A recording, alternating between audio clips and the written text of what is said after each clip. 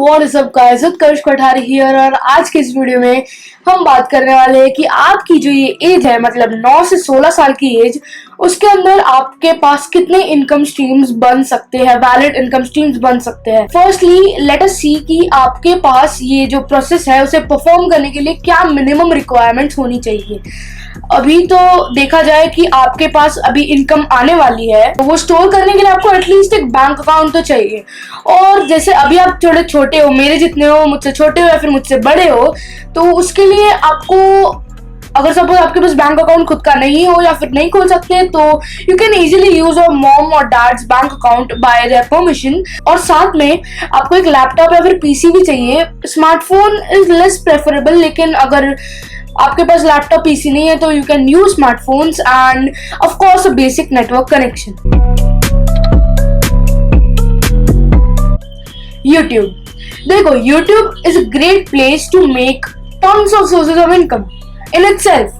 Google account बनाना तो सबको आता है, बहुत इजी है, बच्चा भी कर लेगा। लेकिन जैसे अभी हम लोग जानते हैं कि YouTube is now under Google, तो आप जैसे ही गूगल अकाउंट बनाओगे तो उसके साथ ही आपका यूट्यूब अकाउंट भी बन जाएगा।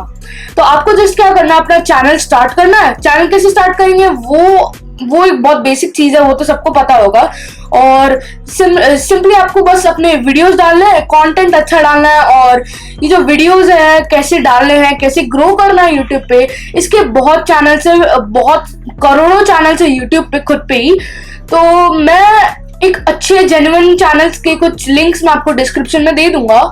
एंड आपको ऐसा क्यों करना है, अच्छे वीडियोस क्यों बनाना है, ताकि आपके एटलीस्ट 1000 सब्सक्राइबर्स हो जाए और 4000 आवर्स पब्लिक वॉच टाइम हो जाए। तो जब ये दोनों हो जाएंगे ना, तब आप अपने वीडियोस पे एड्स लगा सकते हो। अभी ये एड्स लगाओगे तो आपको पैसा मिलेगा, तो this would create first stream of income which is through YouTube. अब ये इसके अंदर और भी काफी सारे फंडामेंटल चीजें आती है जिसके अंदर मैं ज्यादा घुसना नहीं चाहता, बिकॉज यूट्यूब पे वैसे भी बहुत सारे चैनल्स है विच डू दिस थिंग्स, तो I will surely give it in the description. अभी आप वेबसाइट से कैसे पैसे कमाओगे और वेबसाइट बनाओगे कैसे।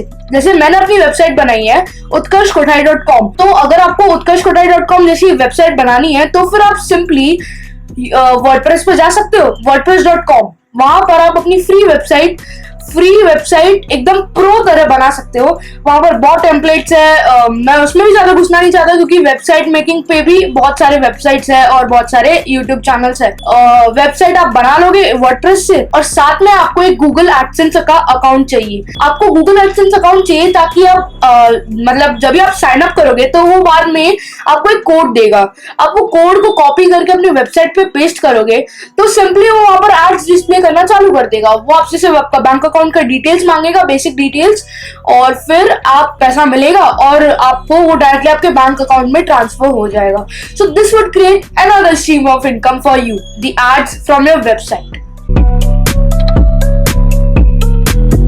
तो जैसे आप में से कुछ लोगों को पॉकेट मनी मिलती होगी या फिर मंथली फंड्स मिलते होंगे अपने पेरेंट्स, या फिर जैसे भी कहीं आप बाहर जाते हो, जैसे मैंने बोला था आपको बैंक अकाउंट चाहिए, तो आप वो सब बैंक अकाउंट में स्टोर करके रखो।